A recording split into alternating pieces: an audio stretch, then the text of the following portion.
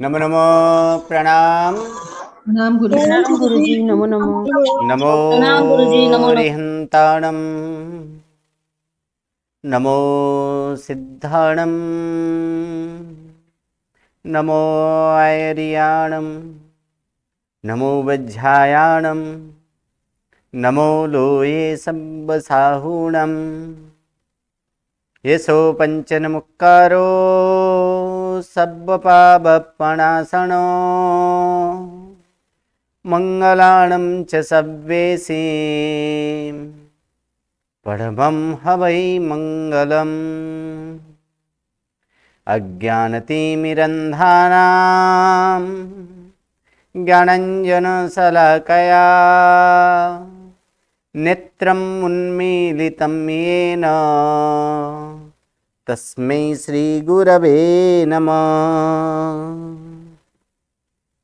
परम पूज्य पूज्यपाद कलिकाल सर्वज्ञ हेमचंद्र सुरेश्वर जी महाराजा के द्वारा विरचित सिद्ध हेम शब्दानुशासन नामक व्याकरण ग्रंथ और उसी व्याकरण ग्रंथ से उद्धरित पंडित वर्य शिवलाल जी द्वारा रचित हेम संस्कृत प्रवेशिका प्रथमा, मध्यमा और उत्तमा, ऐसे 3 विभागों से विभाजित हेम संस्कृत प्रवेशिका और इसी हेम संस्कृत प्रवेशिका प्रथमा और प्रथमा के प्रथम प्रकरण अर्थात क्रियापद प्रकरण। सर्वप्रथम हम प्रारंभ में देखे थे कि कोई भी भाषा हो वो भाषा के पूर्व में बीज के स्वरूप में ये शब्द ज्ञान हो, यानी वर्ण ज्ञान होना जरूरी, अक्षर ज्ञान, और अक्षर के समूह से ही शब्द बनते और शब्द जो है वो शब्द ही आगे जाकर शब्द के समूह से वो वाक्य और वाक्य के समूह से महावाक्य और महावाक्य आदि का मिलन हो तब एक भाषा के स्वरूप में, भाषा के रूप में वह प्रवृत्ति होता। अब तक हम लोग ने वर्ण विचार यानी अक्षर ज्ञान वो देखे और अक्षर के समूह से शब्द बनते और ऐसे शब्द, ऐसे तो दुनिया में बहुत सारे शब्द हैं और इन शब्दों को हम 4 विभाग से विभाजित किए हैं, यानी जो शब्द के जो 4 प्रकार हैं। सर्वप्रथम 4 प्रकार के जो शब्द है उसमें जातिवाचक शब्द, गुणवाचक शब्द, द्रव्यवाचक शब्द और क्रियावाचक शब्द, और ऐसे 4 शब्दों को भी 2 विभाग से विभाजित किया गया है। एक विभाग जो धातु के नाम से जाना जाता है और दूसरा विभाग को नाम से जाना जाता है, यानी क्रियावाचक शब्दों को धातु कहा गया है, जो कि अभी वर्तमान में हम लोग ये धातु प्रकरण सीखते हैं, अर्थात क्रियावाचक शब्द और क्रियावाचक शब्द को जो धातु कहा गया है उसी के प्रकरण अर्थात क्रियापद के प्रकरण, और इसी क्रियापद की प्रकरण देखते देखते आज हम 10वें गण के धातु और 10वें गण के धातु 3 प्रकार के हैं, गुण रहित, गुण सहित और तीसरा वृद्धि सहित। अब तक गुण रहित धातु के रूप और उसकी सिद्धि हम कर चुके हैं। आज यहां पर देखेंगे कि गुण सहित जो धातुएं हैं उन गुण सहित धातुओं की सिद्धि यहां पर देखेंगे। कल गतकाल हम लोग ने देखा कि उसका रूप किस प्रकार से होता है। जैसे चूर धातु था, चूर धातु में गुण होता है कि नहीं होता है वो हम देख लिए थे कि उसका विश्लेषण से पता चलता है कि उपांत्य में ह्रस्व उ है, तो उपांत्य में ह्रस्व उ होने के कारण यहां पर वो गुण होता है। तो गुण रहित जो है कि गुण रहित वाला को छोड़कर अब गुण सहित में देखे थे जो चूर धातु था, और चूर धातु के रूप को एक बार फिर से याद कर लेंगे किस प्रकार के रूप है। तो चूर धातु गण 10 परस्मैपदी और वर्तमान काल के रूप इस प्रकार से हैं कि उत्तम पुरुष एक वचने चोरयामि। उत्तम पुरुष द्विवचने चोरयावः। उत्तम पुरुष बहुवचने चोरयामः। मध्यम पुरुष एक वचने चोरयसि। मध्यम पुरुष द्विवचने चोरयथः और मध्यम पुरुष बहुवचने चोरयथ। अन्य पुरुष एक वचने चोरयति। अन्य पुरुष द्विवचने चोरयतः और अन्य पुरुष बहुवचन में होता है चोरयन्ति। तो सर्वप्रथम चोरयामि, चूर धातु का चोरयामि रूप किस प्रकार से हुआ उसको यहां पर हम सिद्ध करेंगे। तो जैसे ही सिद्ध के जो नियम है उसी नियम के आधार पर यहां भी हम लोग देखेंगे। सर्वप्रथम धातु को निर्देश करेंगे कि धातु क्या है इसमें। तो प्रथम नंबर नियम तो वही लगेगा कि क्रियावाचक शब्द को धातु कहा जाता है। क्रियावाचक शब्द को धातु कहा जाता है, धातु है चूर। सेकंड नंबर नियम, वर्तमान काल को निर्देश करने के लिए वर्तमाना विभक्ति के प्रत्यय लगते हैं, धातु है चूर। नियम नंबर 3, परस्मय पदी धातु के साथ परस्मय पदी के प्रत्यय लगते हैं। इसमें चोरयामि कभी भी क्रियापद की सिद्धि करना हो तो उसमें दो बात के हमेशा ध्यान रखनी है। प्रथम नंबर कि धातु ज्ञान होना जरूरी है और द्वितीय नंबर पे कि प्रत्यय का भी ज्ञान होना जरूरी है। तो चोरयामि सिद्ध करना है तो इसमें धातु क्या था, तो धातु तो हम लोग देख लिए, क्रियावाचक शब्द को धातु कहा जाता है, यहाँ पर चूर धातु आ चुका है। लेकिन प्रत्यय क्या है, तो ये प्रत्यय किसका रूप है, चोरयामि। चोरयामि रूप हम बोल रहे थे किसका रूप है, उत्तम पुरुष एक वचने चोरयामि। तो उत्तम पुरुष एक वचन है तो यहां पर प्रत्यय भी किसका लगेगा, उत्तम पुरुष एक वचन का ही लगेगा। तो उत्तम पुरुष एक वचन का प्रत्यय क्या है, तो मी। तो इसलिए यहां पर प्रत्यय क्या लगाएंगे, चूर प्लस मी। नियम नंबर 4, अब ये 10वें गण के धातु हैं तो हम जानते हैं कि 10वें गण के धातु हो तो क्या करना पड़ता है कि 10वें गण के धातु होने का कारण यानी 10वें गण के धातुओं को पहले अपना ई प्रत्यय लगाया जाता है, अर्थात चूर प्लस ई प्लस मी। अब ई प्रत्यय को देखना है कि ई प्रत्यय लगने से क्या होता है, अगर उसमें गुण होने की संभावना है तो हम गुण करेंगे। तो धातु कैसे है कि तो ये उपांत में है, गुण होने की संभावना है कि नहीं चूर धातु में, तो है। अतः ये गुण वाला नियम लगाएंगे कि ई प्रत्यय लगने यानी 10वें गण के ई प्रत्यय लगने के बाद या तो लगने पर 10वें गण के ई प्रत्यय लगने पर क्या करना है, तो 10वें गण के ई प्रत्यय लगने पर धातु के उपांत्य ह्रस्व नामी स्वर का गुण होता है। अब उपांत्य में गुण है कि नहीं तो उसके लिए हम विश्लेषण कर दिए। क्या विश्लेषण किए, तो चूर जो है तो चूर को यहां पर अगर देखा जाए 10वें गण के ई प्रत्यय लगने पर ये चूर को हम उसको विश्लेषण भी कर सकते हैं। क्या करना है, च प्लस उ प्लस र प्लस ऐसे भी किया जा सकता है, नहीं तो चूर का चूर रख दीजिए, चूर प्लस ई प्लस मी। अब इसके बाद कि उपांत्य नामी स्वर का गुण होता है, लेकिन किसका गुण क्या होता है तो वो यहां पर हम देखेंगे, जो कि नियम वाला कौन सा नियम है, तो रू वर्ण का गुण और ई वर्ण का गुण ए, उ वर्ण का गुण ओ होता है। इस नियम से जहां पर उ है वहां पर ओ कर देंगे, यानी चूर का क्या बन जाएगा, चोर, यानी चोर प्लस ई प्लस मी। ई का कार्य पूरा, ई का कार्य इतना ही है, अगर धातु में गुण या वृद्धि होने की संभावना हो तो वो गुण या वृद्धि हमें अवश्यमेव करना है। पहले धातु में गुण होने की कोई संभावना नहीं थी, इसलिए वहां पर गुण या तो वृद्धि नहीं होती थी, लेकिन यहां पर गुण होने की संभावना है तो इसको गुण कर दिया, यानी ई का कार्य पूर्ण हो चुका है। अब विकरण प्रत्यय लगाना है, तो विकरण प्रत्यय क्या लगता है, 10वें गण के विकरण प्रत्यय क्या है, तो उसके लिए नियम यहां पर लिखेंगे कि 10वें गण के ई प्रत्यय लगने के बाद पहले गण की तरह अविकरण प्रत्यय लगता है। एक बार याद करा दूं, विकर्ण प्रत्यय का अर्थ क्या है?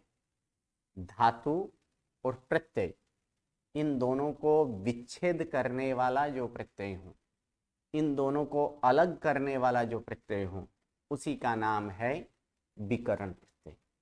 तो यहां पर विकर्ण प्रत्यय लगाएंगे कहां पर?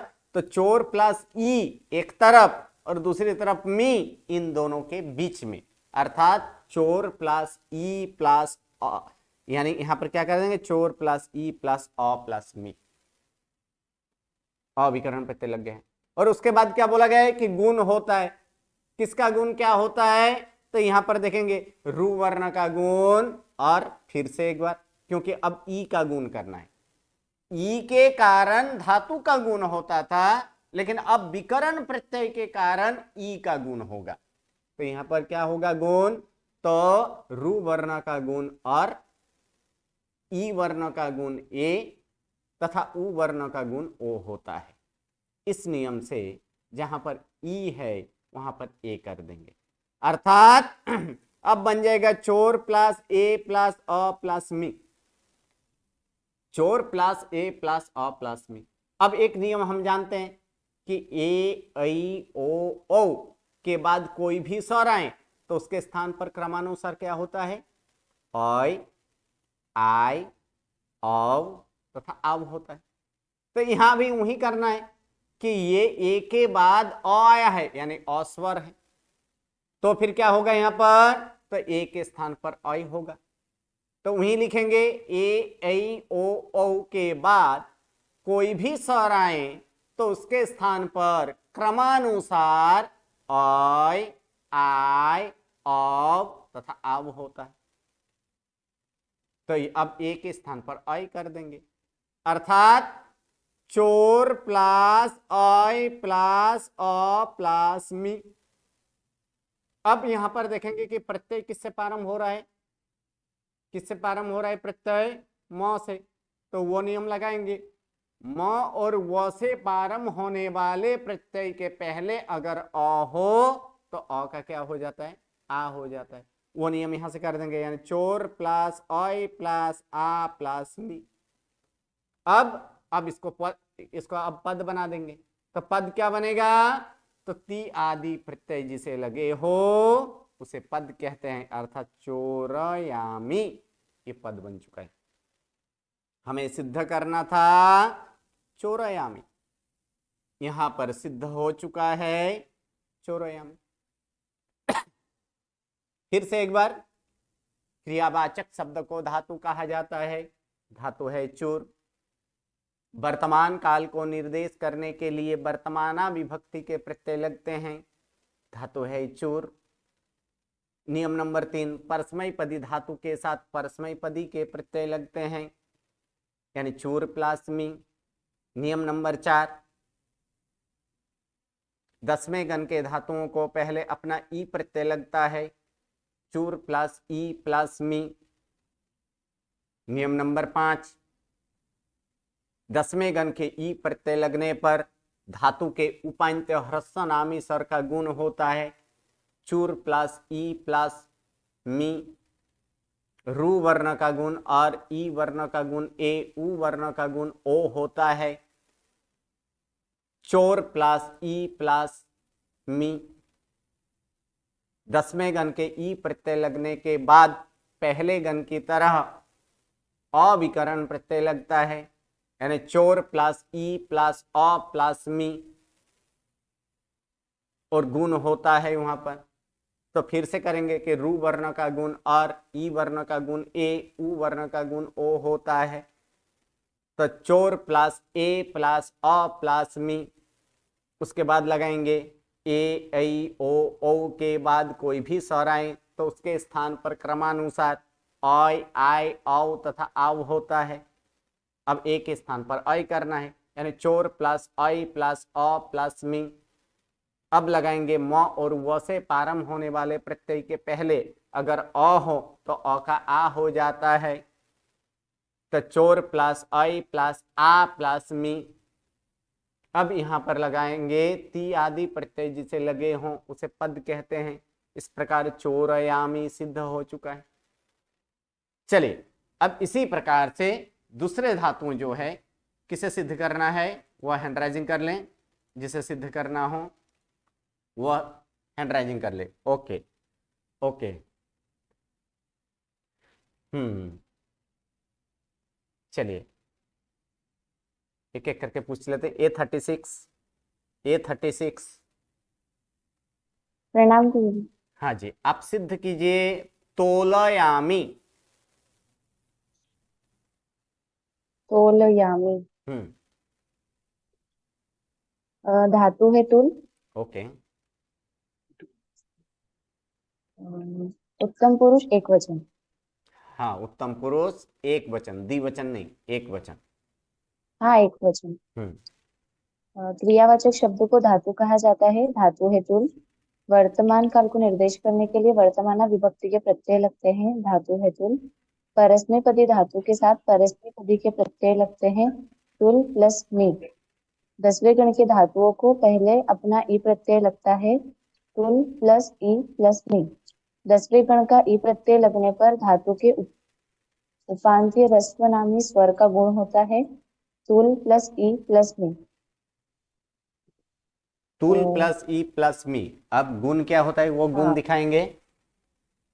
रू वर्ण का गुण, रू वर्ण का गुण अर, ई वर्ण का गुण ए, उ वर्ण का गुण ओ होता है। तोल प्लस ई प्लस मी। ई प्रत्यय लगने के बाद पहले गण की तरह अविकरण प्रत्यय लगता है और गुण होता है तोल प्लस ई प्लस अ प्लस मी। रू वर्ण का गुण अर, ई वर्ण का गुण ए, उ वर्ण का गुण ओ होता है तोल प्लस ए प्लस अ प्लस मी। ए, ऐ, ओ, औ के बाद कोई भी स्वर आए तो उसके स्थान पर क्रमशः अय, आय, अ तथा आव होता है। तोल प्लस अय प्लस अ प्लस मी। म और व से प्रारंभ होने वाले प्रत्यय के पहले अ हो तो उसका आ हो जाता है। तोल प्लस अय प्लस आ प्लस मी। टी आदि प्रत्यय जिसे लगे हो उसे पद कहते हैं तोलयामी। ओके धन्यवाद। चलिए A96 प्रणाम गुरुजी। हाँ जी, आप सिद्ध कीजिए घोषयामी। होशयामी। क्रियावाचक शब्द को धातु कहा जाता है। धातु है गुश। वर्तमान काल को निर्देश करने के लिए वर्तमान विभक्ति के प्रत्यय लगते हैं। धातु है गुश। परस्मय पदी धातु के साथ परस्मय पदी के प्रत्यय लगते हैं। गुश प्लस मस। 10वें गण के धातु। मस्त नहीं, क्या करना है मी, घोष प्लस मी, घोषयामी करना है ना। हाँ हाँ हाँ। परस्मय पदी धातु के साथ परस्मय पदी के प्रत्यय लगते हैं। गुश प्लस मी। 10वें गण के धातुओं को पहले अपना ई प्रत्यय लगता है। गुश प्लस ई प्लस मी। 10वें गण का ई प्रत्यय लगने पर धातु के उपांत्य ह्रस्वनामी स्वर का गुण होता है। गुश प्लस ई प्लस मी। रू वर्ण का गुण अर, ई वर्ण का गुण ए, उ वर्ण का गुण ओ होता है। गुश प्लस ई प्लस मी। ई प्रत्यय लगने के बाद पहले गण की तरह अविकरण प्रत्यय लगता है और गुण होता है गुश प्लस ई प्लस अ प्लस मी। रू वर्ण का गुण अर, ई वर्ण का गुण ए, उ वर्ण का गुण ओ होता है। गुश प्लस ए प्लस अ प्लस मी। ए, आई, ओ, औ के बाद कोई भी स्वर आए तो उसके स्थान पर ऐ, आई, अव तथा आव होता है। गुश प्लस ऐ प्लस अ प्लस मी। म और व से प्रारंभ होने वाले प्रत्यय के पहले अ हो तो उसका आ हो जाता है। गोश प्लस ऐ प्लस आ प्लस मी। ती आदि प्रत्यय जिसे लगे हो उसे पद कहते हैं गोशयामी। ओके धन्यवाद। चलिए A17 प्रणाम गुरुजी। हाँ जी, आप सिद्ध कीजिए चूर धातु उत्तम पुरुष द्विवचन का रूप क्या होता है। चोर या वह। चोरया वह सिद्ध कीजिए। क्रियावाचक शब्द को धातु कहा जाता है। धातु है चूर। वर्तमान काल को निर्देश करने के लिए वर्तमान विभक्ति के प्रत्यय लगते हैं। धातु है चूर। परस्मैपदी धातु के साथ परस्मैपदी के प्रत्यय लगते हैं। धातु है चूर प्लस वस। 10वें गण के धातुओं को पहले अपना ई प्रत्यय लगता है। चूर प्लस वस। 10वें गण का ई प्रत्यय लगने पर धातु ई के चूर प्लस उपांत्य। बस नहीं, चूर प्लस ई प्लस बस। हाँ, चूर प्लस ई प्लस वस 10वें गण का ई प्रत्यय लगने पर धातु के उपांत्य और ह्रस्व नामी स्वर का गुण होता है। चूर प्लस ई प्लस वस। रू वर्ण का गुण और ई वर्ण का गुण ए, उ वर्ण का गुण ओ होता है। चोर प्लस ई प्लस वस। ई प्रत्यय लगने के बाद पहले गण की तरह अविकर्ण प्रत्यय लगता है और गुण होता है। चोर प्लस ई प्लस अ प्लस वस। रु वर्ण का गुण और ई वर्ण का गुण ए, उ वर्ण का गुण ओ होता है। चोर प्लस ए प्लस अ प्लस मी। मी ए नहीं, आई बस। ओ वस हविस वस। ए आई ओ औ के बाद कोई भी स्वर आए तो उसके स्थान पर क्रमानुसार ऐ आई औ तथा आव होता है। चोर प्लस ऐ प्लस अ प्लस वस। वस। म और व से प्रारंभ होने वाले प्रत्यय के पहले अ हो तो उसका आ हो जाता है। चोर प्लस ऐ प्लस आ प्लस वस। ती आदि प्रत्यय जिसे लगे हो उसे पद कहते हैं। चोर या वस। पद के अंत में स हो तो पद के अंत में रहे पद के अंत में स हो तो उसका र हो जाता है। चोर या वर। पद के अंत में रहे र के बाद विराम या अवघोष व्यंजन आए तो उसका विसर्ग हो जाता है। चोर या वह। ओके, धन्यवाद। चलिए उसके बाद A41। प्रणाम A41 प्रणाम गुरुजी। आप सिद्ध कीजिए घोषयावह। ओके गुरुजी। क्रियावाचक शब्द को धातु कहा जाता है घुस। वर्तमान काल को निर्देश करने के लिए वर्तमान विभक्ति के प्रत्यय लगते हैं घुस।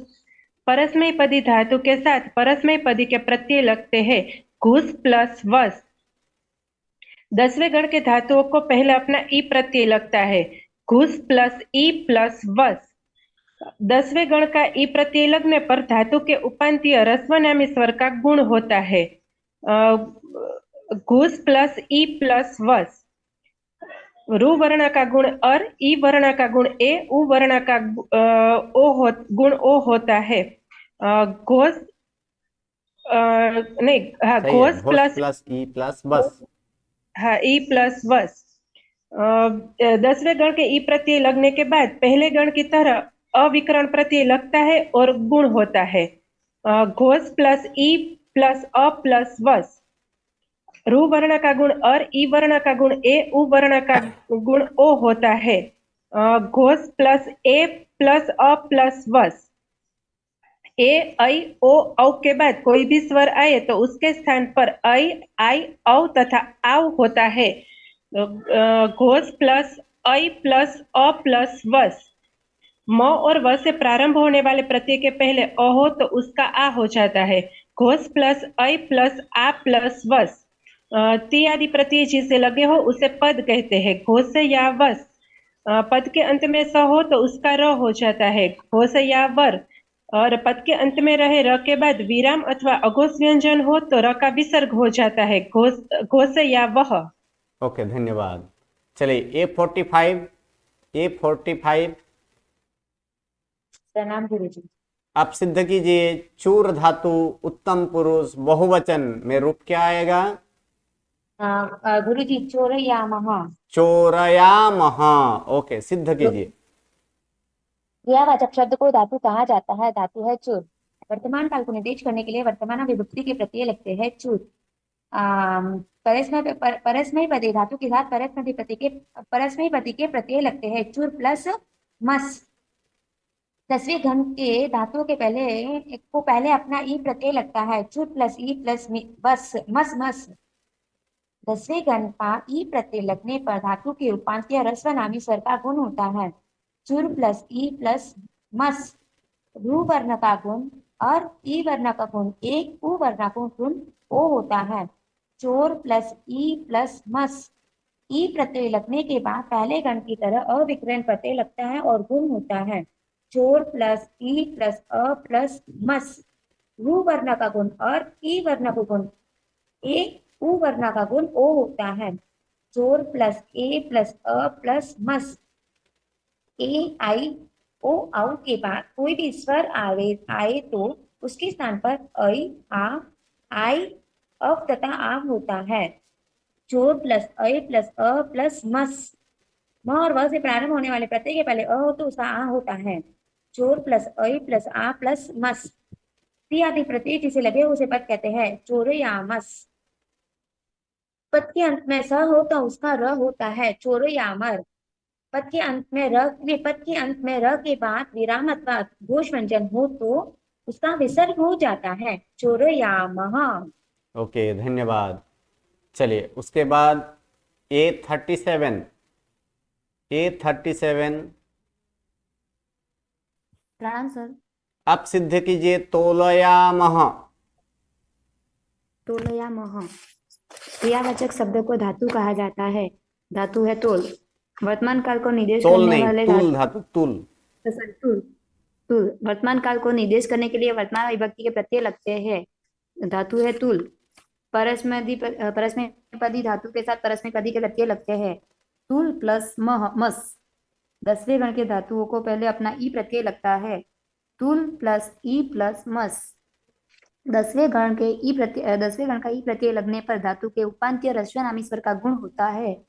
तुल प्लस ई प्लस मस। रु वर्ण का गुण और ई वर्ण का गुण ए, उ वर्ण का गुण ओ होता है। तोल प्लस ई प्लस मस। ई प्रत्यय लगने के बाद पहले गण की तरह अविकरण प्रत्यय लगता है और गुण होता है। तोल प्लस ई प्लस अ प्लस मस। रु वर्ण का गुण और ई वर्ण का गुण ए, उ वर्ण का गुण ओ होता है। तोल प्लस ए प्लस अ प्लस मस। ए, ऐ, ओ तथा औ के बाद कोई भी स्वर आए तो उसके स्थान पर अनुक्रमानुसार ऐ, आई, औ तथा आव होता है। तोल प्लस औ प्लस अ प्लस मस। म और व से प्रारंभ होने वाले प्रत्यय के पहले अ हो तो उसका आ हो जाता है। तोल प्लस ऐ प्लस आ प्लस मस। ती आदि प्रत्यय जिसे लगे हो उसे पद कहते हैं। तोलयामस। पद के अंत में स हो तो उसका र हो जाता है। तोलयामर। पद के अंत में रहे र के बाद विराम अथवा अघोष व्यंजन हो तो र का विसर्ग हो जाता है। तोलयामः। ओके, धन्यवाद। चलिए A91, A91। हरुष है। हाँ जी। हाँ प्रणाम गुरुजी। हाँ जी, प्रणाम। आप सिद्ध कीजिए चूर धातु मध्यम पुरुष एक वचन में क्या रूप आएगा? तो छोर यसी। चौरयसी। सिद्ध कीजिए। छोर यसी। क्रियावाचक शब्द को धातु कहा जाता है। धातु है चुर। वर्तमान काल को निर्देश करने के लिए वर्तमान विभक्ति के प्रत्यय लगते हैं। धातु है चुर। परस्मैपदी धातु के साथ परस्मैपदी के प्रत्यय लगते हैं। धातु है चुर। चुर प्लस सी। 10वें गण के धातुओं को पहले अपना ई प्रत्यय लगता है। चुर प्लस ई प्लस सी। 10वें गण का ई प्रत्यय लगने पर धातु के उपांत्य ह्रस्व नामी स्वर का गुण होता है। चुर प्लस ई प्लस सी।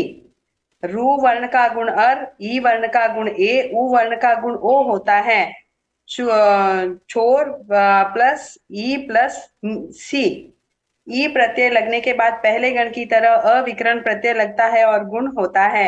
चोर प्लस ई प्लस अ प्लस सी। रु वर्ण का गुण अर, ई वर्ण का गुण ए, उ वर्ण का गुण ओ होता है। छोर प्लस ए प्लस अ प्लस सी। ए, आई, ओ, औ के बाद कोई भी स्वर आए तो उसके स्थान पर अ, आय, अव तथा आ होता है। छोर प्लस अ प्लस अ प्लस सी। म और व से प्रारंभ ती आदि प्रत्यय जिसे लगे हो उसे पद कहते हैं। छोर यस। हाँ, ये म वाला तो यहाँ तो लगेगा नहीं, इसलिए वो हाँ नियम कैंसिल, यानी डायरेक्ट यहाँ पर हम क्या पद बना देंगे। धन्यवाद। चौरासी।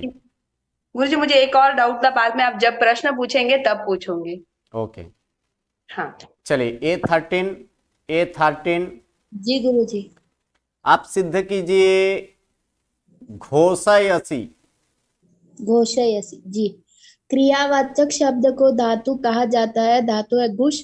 वर्तमान काल को निर्देश करने के लिए वर्तमान विभक्ति के प्रत्यय लगते हैं। घुष। परस्मैपदी धातु के साथ परस्मैपदी के प्रत्यय लगते हैं। घुष प्लस सी। 10वें गण के धातुओं को पहले अपना ई प्रत्यय लगता है। घुष प्लस ई प्लस सी। 10वें गण का ई प्रत्यय लगने पर धातु के उपांत्य ह्रस्वनामी स्वर का गुण होता है। घुष प्लस ई प्लस सी। रू वर्ण का गुण अर, ई वर्ण का गुण ए, उ वर्ण का गुण ओ होता है। घोष प्लस ई प्लस सी। ई प्रत्यय लगने के बाद पहले गण की तरह अविकरण प्रत्यय लगता है और गुण होता है। घोष प्लस ई प्लस अ प्लस सी। रू वर्ण का गुण अर, ई वर्ण का गुण ए, उ वर्ण का गुण ओ होता है। घोष प्लस ए प्लस अ प्लस सी। ए आई ओ औ के बाद कोई भी स्वर आए तो उसके स्थान पर अय आय अव तथा आव होता है। घोष प्लस आई प्लस अ प्लस सी। ती आदि प्रत्यय जिसे लगे उसे पद कहते हैं। घोषयसी। ओके, धन्यवाद। A19 हाँ प्रणाम गुरुजी। हाँ जी, प्रणाम A19 कौन गुरुजी। है? मधुबाला बेन। हाँ गुरुजी। हाँ जी, आप सिद्ध कीजिए तोलयसी। तो एक में क्रियावाचक शब्द को क्रियावाचक शब्द को धातु कहा जाता है। तो तोल नहीं है, तुल। तुल हम्म वर्तमान काल को निर्देश करने के लिए वर्तमान विभक्ति का प्रत्यय रखते हैं। तो तोल। तुस हम्म पश्चिमी पदी धातु के साथ सात पश्चिमी पदी के प्रत्यय रखते हैं। तुस प्लस तुल प्लस सी। सी। हम्म तुस प्लस सी। 10वें गण के धातुओं को पहले अपना ई प्रत्यय रखता है। तुस प्लस ई प्लस सी। हम्म तो ई प्रत्यय रखने के बाद पहले गुण की तरह अविकरण प्रत्यय रखता है। नहीं नहीं नहीं नहीं, नहीं 10वें गण के ई प्रत्यय लगने पर धातु के तो उपांत्य ह्रस्वनामी स्वर का शब्द गुण होता है। है। तुल प्लस ई प्लस सी। तुल प्लस ई प्लस अ प्लस अ नहीं लगेगा अभी। तुल प्लस ई प्लस सी। सी। उसके बाद विकरण प्रत्यय अ के नहीं पहले नहीं नहीं नहीं नहीं, रू वर्ण का गुण और वर्ण का गुण अ, ई वर्ण का गुण ए, उ वर्ण का गुण ओ होता है। तोल प्लस ई प्लस प्लस सी। चोल चोल प्लस ई प्लस अ प्लस अ सी। नहीं लगेगा। अ कहाँ लगाया? अब की बार अ लगने वाला है, अब तक अ नहीं लगा है। तोल प्लस ई प्लस सी, इतना ही हुआ है। ए ए आई ओ ए आया ही नहीं, ए कहाँ है? अब यहाँ पर लगाएंगे कि 10वें गण के ई प्रत्यय लगने के बाद पहले गण की तरह अविकरण प्रत्यय लगता है और गुण होता है। तो यहाँ पर कर देंगे तोल प्लस ई प्लस अ प्लस सी। फिर ए आई ये कहाँ हुआ है? फिर से एक बार गुण करेंगे। रू वर्ण का गुण और रू वर्ण का गुण और ई वर्ण का गुण ए और उ वर्ण का गुण ओ होता है। तोल प्लस ए प्लस अ प्लस सी। अब लगाएंगे ए ओ के बाद स्वर आए तो कोई भी स्वर आए तो आए उसके तो स्थान पर उसके साथ उसके स्थान पर आए औ तथा आव होता है। जो ये चोर नहीं, तुल तुल प्लस आई प्लस अ प्लस सी।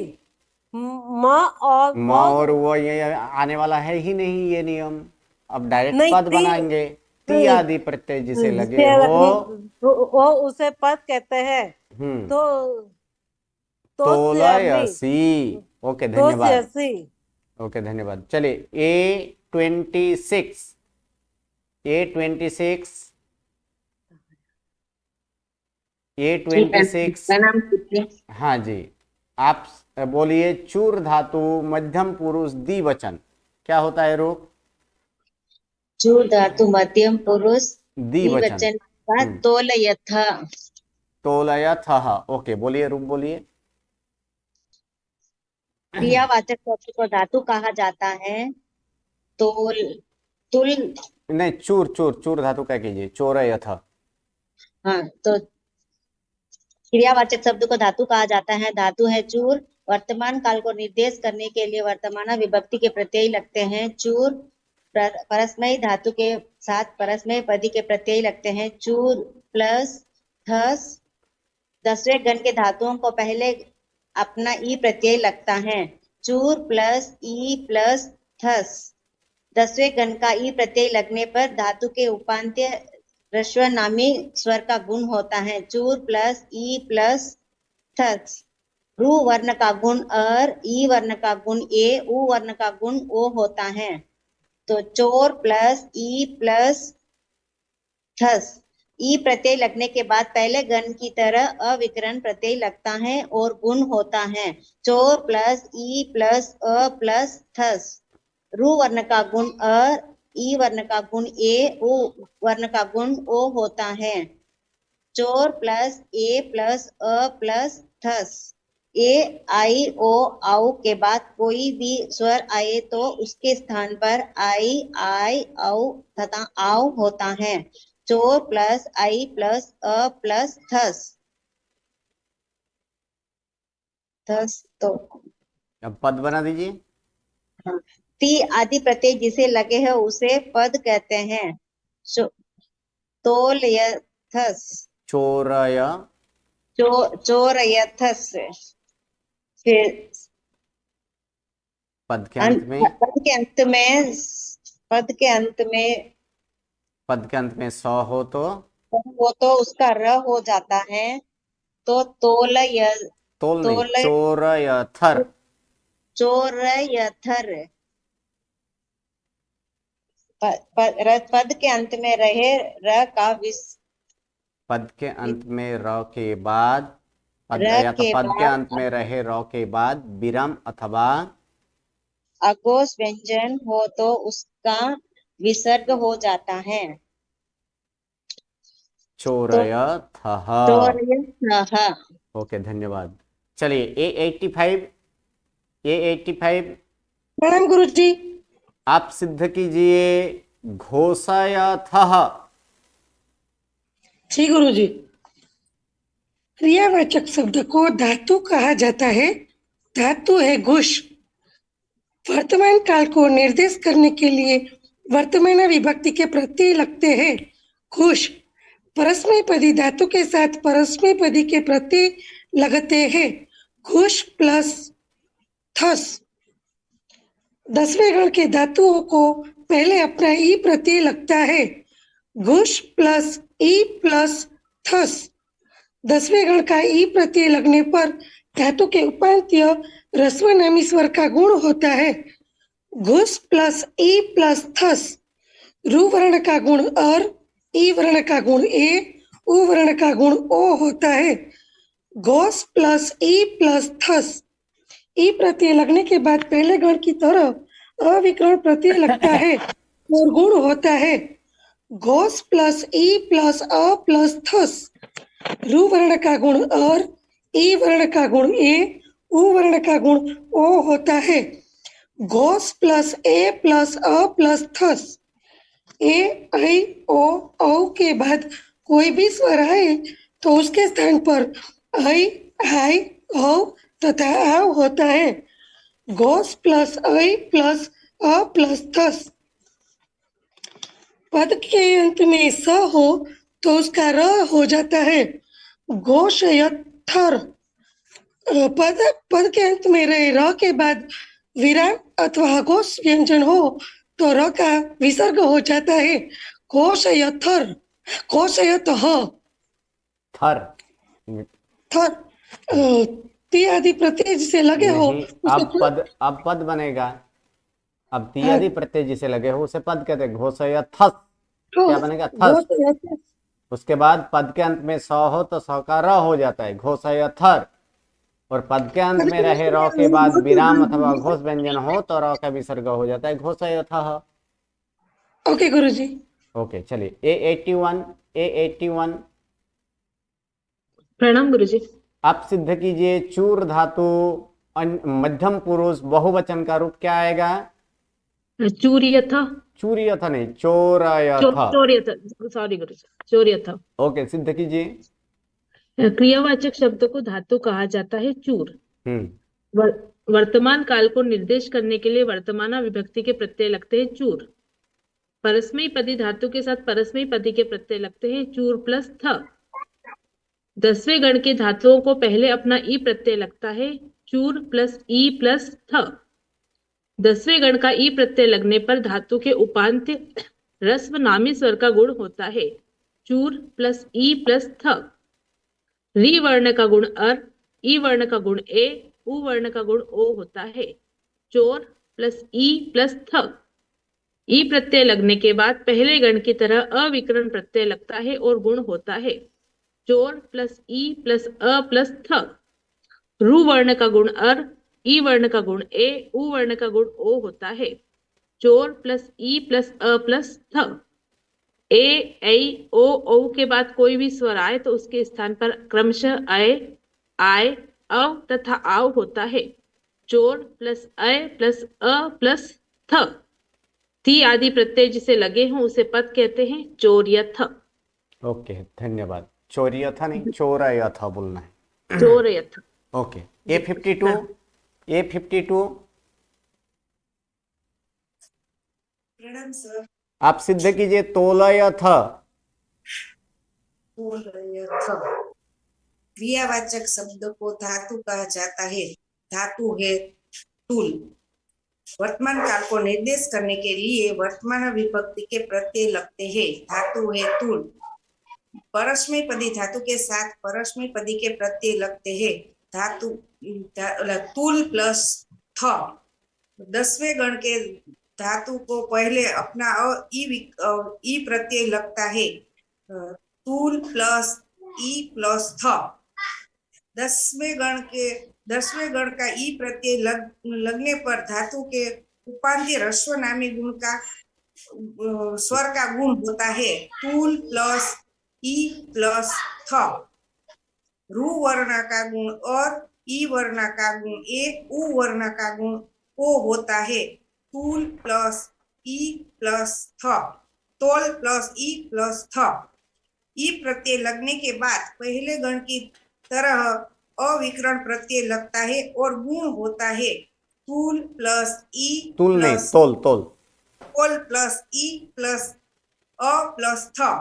रु वर्ण का गुण और ई वर्ण का गुण ए, उ वर्ण का गुण ओ होता है तोल प्लस ए प्लस अ प्लस थ।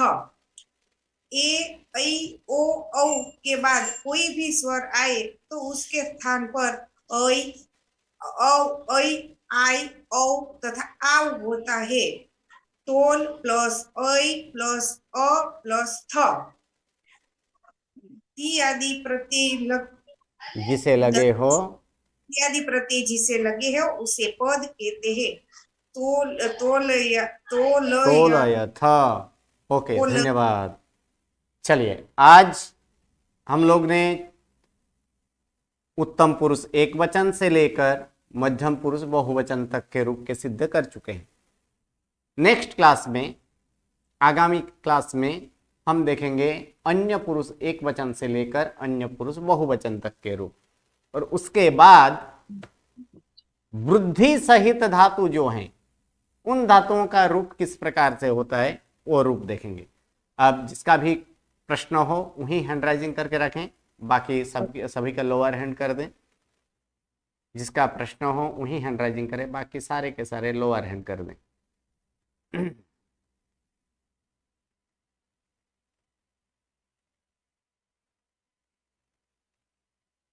ओके, एक एक करके। A80 क्या प्रश्न है? A80 गुरु जी मेरा प्रश्न रिक्वेस्ट से है। हाँ मैं चाहती हूँ सिद्ध करना, परंतु चांस ही नहीं मिल रहा है रोज। कोई बात नहीं, आएगा सब, बाकी सारे के साथ आप भी ट्राई कीजिए, उसमें आएगा, आपका भी नंबर आ जाएगा, कोई बात नहीं। ओके, गुरु जी A81 क्या प्रश्न है? प्रणाम गुरु जी। हाँ गुरु जी। जी, जो ये भूश्यामी पद है, तो गुरु जी इसकी धातु कौन सी है? किसमें? भूश्यामी करके दे रखा है गुरु भूषायामी जी। का धातु भूस धातु ही है। भूष धातु है गुरु जी, हम्म। पीछे नहीं दे रखी है ये धातु। धातु दिया गया है पीछे 10वें गण का, जब सबसे पूरा होगा उसके बाद धातु को उसमें नहीं उसमें गुरु जी, शायद नहीं दिया हुआ है। नहीं दिया भूष, है। ओके, उसको ऐड कर लेना, एक भूस धातु ऐड कर लेना। गुरु जी इसका अर्थ क्या होता है? भूस धातु का अर्थ होता है कि श्रृंगार करना, साजना, श्रृंगार करना। गुरु जी इसमें छोटा मतलब दीर्घ ऊ ही दीर्घ आएगा? उ है, दीर्घ उ है। दीर्घ ऊ ही आएगा। हाँ जी, दीर्घ उ है। ह्रस्व उ होता तो फिर भूषयति ऐसे रूप नहीं होता, तब वहां पर भू जी का भो हो जाता, गुण होता ना, इसलिए वहां पर जी। गुण नहीं है, इसलिए वो दीर्घ ई वाला हाँ, ही है। तो गुरु जी ये बिना ये गुण रहित धातु है? नहीं, ये गुण रहित, क्योंकि गुण कहाँ पर आएगा? गुण रहित है ना गुरु जी ये? हाँ, गुण रहित है। अगर ह्रस्व होता तो फिर गुण होता, तो फिर गुण सहित होता, ये गुण रहित है। तो गुरु जी इसमें दे रखी है इधर, तो इधर इसलिए दे रखा है ताकि इसका प्रतिपक्ष, इसका विरुद्ध भी कोई ऐसे उदाहरण मिलना चाहिए ना, कि बाकी जी। सारे में चूर में हाँ गुण किया, घुस में गुण किया, हाँ तुल में घुस गुण किया, लेकिन भूस हाँ में गुण नहीं कर रहे। क्यों? हाँ। क्योंकि उपांत में ह्रस्व नामी उपांत स्वर में ह्रस्व नहीं है, यहाँ पर उपांत नहीं। में दीर्घ नामी स्वर है, इसलिए उसका गुण नहीं किया है। उसको हाँ, हमें याद मतलब रखने के लिए, और कुछ नहीं। इसको गुण रहित धातु में लिखना है, और इसका अर्थ है श्रृंगार करना। जी हाँ जी। ओके, धन्यवाद। A3 क्या प्रश्न है? सर एक चीज समझने का था, जैसे हमने रू वर्ण का गुण और ई वर्ण का गुण ए 2 बार लिखा है, उसकी जगह पे एक ही बार लिख के चूड़ का चोर और ई का ए नहीं कर सकते? जी नहीं, जैसे जैसे प्रोसेस होता है उसी प्रोसेस से। प्रथम नंबर प्रोसेस क्या था? ई के कारण गुण होता था धातु का। किसका धातु किसका गुण हुआ था?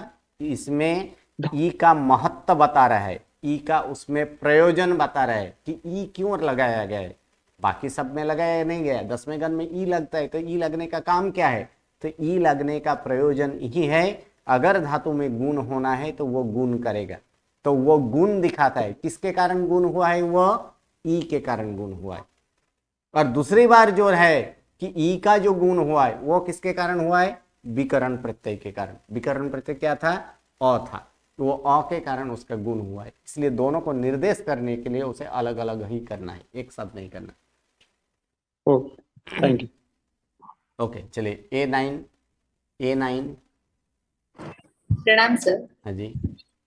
मेरा भी यही सवाल था, लेकिन मेरा थोड़ा यहाँ पे कुछ और ऐड होगा कि जैसे हमने यहाँ पे रू 6 नंबर में और हमने 8 नंबर रूल को हमने रू वर्ण का जो 2 बार यहाँ पे यूज किया है, तो पहले चूर को चोर चूर को करने पहले के चोर लिए किया, जी, और दूसरे में ई का ए की जगह पे ए किया। हाँ जी। तो ऐसे इसको सिद्ध करने के लिए ये यहाँ पे शायद रू वर्ण 2 बार यूज हुआ है, तो ऐसे कई और भी नियम आगे चल के 2 बार या 3 बार ये हम यूज कर सकते हैं? आ सकता है, कोई उसमें गलत नहीं है? नहीं, आ सकता है।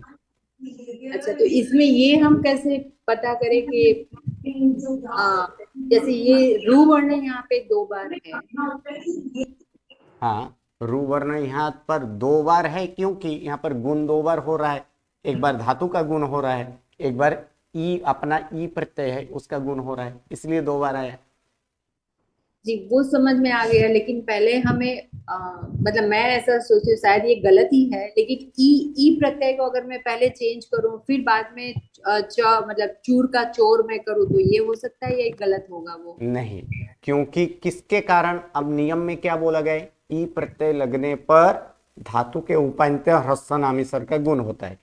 अब जब ई प्रत्यय ही नहीं रहेगा तब उसका गुण कैसे होगा, क्योंकि ई का तो हम क्या कर दिए, चेंज कर दिए ना। हाँ जी, ए कर दिया हाँ, अगर। इसलिए अच्छा, जी जी जी, ओके जी, गुरुजी प्रणाम। गुरुजी इससे रिलेटेड क्वेश्चन था कि जैसे कि हम जो 6 नंबर का बोलते हैं रू 1 का गुण और ई 1 का गुण ए, तो चोर और ई दोनों को साथ में भी नहीं कर सकते ना? नहीं, नहीं किया जा सकता। हाँ जी जी, वो उसका कुछ कारण है ऐसा कि नहीं अभी तो वापस हमको कारण ई प्रत्यय बताकर फिर ही कर सकते हैं? अभी तो बताया पहले। हाँ, वो ई के ई प्रत्यय कारण, बताकर। ई के प्रयोजन क्या है, तो ई का प्रयोजन धातु में गुण करना है, इसीलिए पहले उसमें जी गुण किया था। अब उसके बाद गुण होने के बाद खुद ई का भी गुण होता है, किसके कारण, अविकर्ण प्रत्यय के कारण, इसलिए दोनों को एक साथ नहीं करना। जी सर एक और सवाल था सर, ऐसा भी एक नियम है कि हमें ऑर्डरली ही उसका गुण करते जाना है, जैसे चूर फिर ई आया फिर अ आया फिर नी आया, तो हम ऑर्डरली ही जाएंगे, क्रमशः ही हम जाएंगे हाँ उसकी जी, सिद्धि करने के हाँ लिए, जी, सही है ना? हाँ जी। जी, ओके ओके, प्रणाम। ओके, चलिए A14 क्या प्रश्न है। प्रणाम गुरुजी, इसी रिलेटेड है बट गुण रहित जो धातु था उसमें जब अंत्य रस्व दीर्घनामी स्वर लेते हैं हाँ, तो वो उसमें चिन्ह प्लस ई वो हाँ, दोनों एक ही गिना जाता है, इसीलिए अंत का करते हैं गुरुजी। हाँ जी, वहां पर ई का गुण इसीलिए किया था क्योंकि ई भी एक धातु का पार्ट माना जाता है, ई को भी धातु का एक अंग माना गया है, इसीलिए वहां पर विकर्ण प्रत्यय अपूर्वे धातु के अंत्य ह्रस्व नामेसर का गुण होता है, वो वहां पर लिखते थे। और इधर जो गुण सहित है ये नियम उसमें एक को यहाँ पर नियम एक कम कर दिया है, उसके बाद और एक नियम यहाँ पर लिखना चाहिए था, लेकिन उसको कोई हाँ वो जरूरत नहीं थी कंफ्यूजन हो रहा है हाँ, उसके कारण है गुरुजी। हाँ जी, तो यहाँ वो पर नियम कम क्या कर था? दें और बीच में कोई पूछे नहीं, जिसका प्रश्न हो वो हैंड राइजिंग करें, अपना रूल का अपना नियम का पालन करें, कोई भी बीच में अनम्यूट करके ऐसे पूछना नहीं, म्यूट ही रखे, जिसको भी प्रश्न पूछना है वो हैंड राइजिंग कर सकते हैं। ओके, धन्यवाद। तो वहां पर ऐसे किया जा सकता है, लेकिन वो पहले की वो किस लिए था, उसको विश्लेषण के लिए था। अब तक तो विश्लेषण था, अब तक पहले हम लोग सीख चुके हैं, इसलिए उसको डायरेक्ट यहाँ पर बता दें कि उसका ये अंत में ई है, इसीलिए ई का वहां पर क्या होता है, गुण होता है। अच्छा ठीक है गुरुजी। ओके, चलिए, नमो नमः, प्रणाम।